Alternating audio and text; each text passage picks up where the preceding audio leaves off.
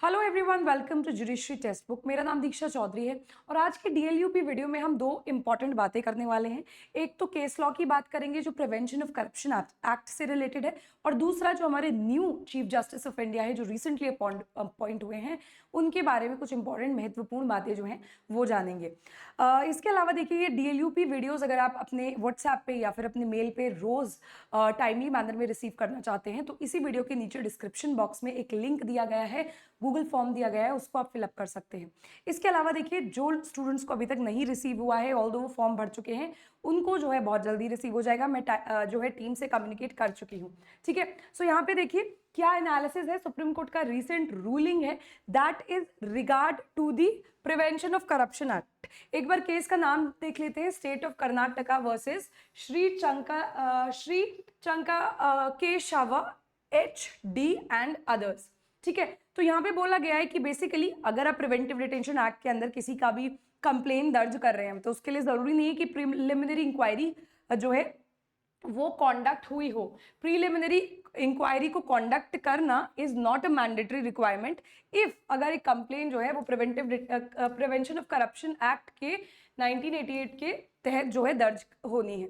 इसके अलावा detailed and credible source report that reveals a cognizable offence is enough to justify registration of an FIR without a preliminary report. अगर इस तरीके की information है कि there is a detailed information, कोई भी डिटेल्ड थॉरो इंफॉर्मेशन है, credible information है, यानी कोई यहाँ पे ट्रस्ट वर्दी सोर्स से आई हुई इंफॉर्मेशन है, ठीक है, ऐसे केस में और कॉग्निजेबल ऑफेंस हो रहा है तो यहाँ पे प्रिलिमिनरी रिपोर्ट जो है वो प्रिपेयर होनी जरूरी नहीं है। अगर देखिए इस particular act prevention of corruption act के तहत अगर कोई कंप्लेंट दर्ज होनी है। Judgment was delivered by Honorable Justice Sudhanshu Dhaulia and Honorable Justice K. Vinod Chandran. तो ये दो particular there was a division bench. ये जो पर्टिकुलर हमारे केस सामने आया है, प्रिवेंशन ऑफ करप्शन एक्ट के बारे में देख लेते हैं। एक्ट बेसिकली है क्या, तो एज द नेम सजेस्ट, नाम से ही हमको पता चल रहा है करप्शन को प्रिवेंट करने के लिए ये स्पेशल कानून है। ठीक है, Indian legislative framework design to combat corruption by investigation, जांच पड़ताल, prosecution and punishing corrupt practices among public servants. तो पब्लिक सर्वेंट यहाँ जरूरी है। पब्लिक सर्वेंट्स अगर कोई भी सरकारी यहाँ पे ऑफिसर है, किसी भी तरीके का करप्शन में इन्वॉल्व है तो उसको जो है टारगेट करके उसको यहाँ पे पनिश करना, उसके खिलाफ इन्वेस्टिगेशन प्रोसीडिंग्स चलाना and all the other matters. Legal process क्या है करप्शन केस के लिए, तो यहाँ पे देखिए सुप्रीम कोर्ट ने अभी बेसिकली इस केस में क्या है, ये जो नेसेसरी रिक्वायरमेंट थी प्रीलिमिनरी इंक्वायरी के लिए कि एक प्रीलिमिनरी इंक्वायरी होगी उसके बाद जो है कंप्लेन दर्ज हो सकती है। अगर प्रीलिमिनरी इंक्वायरी में कुछ ऐसा हमको तथ्य देखने को मिल रहा है कि हाँ भाई करप्शन हुआ है तो ही कंप्लेन रजिस्टर होगी, लेकिन नहीं, देखो सुप्रीम कोर्ट ने यहाँ पे जो है सिनारियो को बदल दिया है। बोला है कि प्रीलिमिनरी इंक्वायरी जरूरी नहीं है। ठीक है, अगर आपके पास इंफॉर्मेशन है, डिटेल में इंफॉर्मेशन है, क्रेडिबल सोर्स से इंफॉर्मेशन आया है तो कंप्लेन दर्ज होनी चाहिए। यहाँ पे सोर्स रिपोर्ट सबमिशन, यहाँ पे detail source report is submitted to law enforcement. Law enforcement को आप डिटेल रिपोर्ट सबमिट करेंगे। Law enforcement registers an FIR based on the source report. तो जो भी सोर्स आपका रिपोर्ट है उसके बेसिस पे, उसके बिहाफ पे जो है FIR रजिस्टर होगी। सेक्शन 17 कैपिटल A का इंप्लीमेंटेशन जो है यहाँ पे होगा to protect the public servants. Legal issue arises regarding the necessity of preliminary inquiry. तो यहाँ पे फिर प्रीलिमिनरी इंक्वायरी का जो है यहाँ पे क्वेश्चन उठा, लेकिन कॉन्सिक्वेंटली कोर्ट ने क्या बोला, कोर्ट ने मना कर दिया कि भाई प्रीलिमिनरी इंक्वायरी जरूरी नहीं है। तो this is the timeline.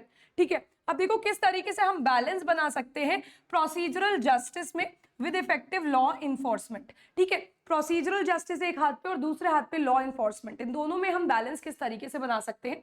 Prioritise substantive justice, substantive justice को प्रायोरिटाइज करना चाहिए। किस तरीके से, ensure fair outcome by focusing on the essence of justice, not just procedure, streamline procedures. ठीक है, तो यहाँ पे देखो ना केवल हमको यहाँ पे जस्टिस सिर्फ प्रोसीजर पे ही जो है ध्यान ले जाना चाहिए, यानी सिर्फ प्रक्रिया पे ही जो है अपना एम्फसाइज नहीं करना चाहिए।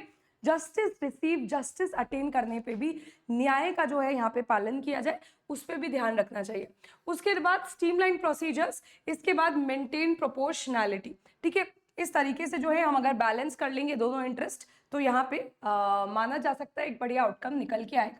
सुप्रीम कोर्ट का लीगल फ्रेमवर्क क्या है, की ऑब्जर्वेशंस देख सकते हैं हम। की ऑब्जर्वेशन यही है देखो सुप्रीम कोर्ट का, कि प्रिलिमिनरी इंक्वायरी जरूरी नहीं है। लीगल इम्पैक्ट क्या रहेगा, अब देखो अगर ये रूल आया है कि प्रिलिमिनरी रिपोर्ट, प्रिलिमिनरी इंक्वायरी जरूरी नहीं है केस दर्ज करने के लिए, इसका मतलब और ज्यादा फ्लेक्सिबल हो गया है यहाँ पे investigation framework that allows anti corruption agencies to act swiftly. इससे जो हमारी एंटी करप्शन एजेंसीज हैं वो बहुत जल्दी एक्शन ले पाएंगी, टाइमली मैनर में एक्शन ले पाएंगे, डिलेड एक्शन नहीं होगा।